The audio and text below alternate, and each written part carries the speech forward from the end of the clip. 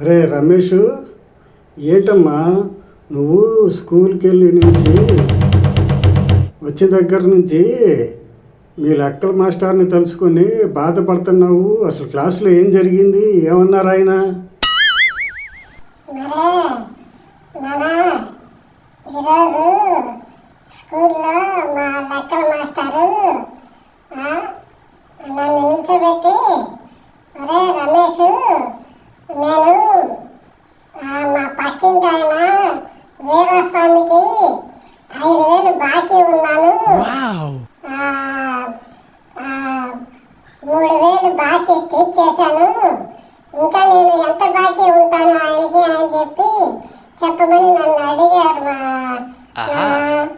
మరి పాపం మా మాస్టరు అప్పుల్లో ఉన్నాడు, బాకీలో ఉన్నాడు కదా.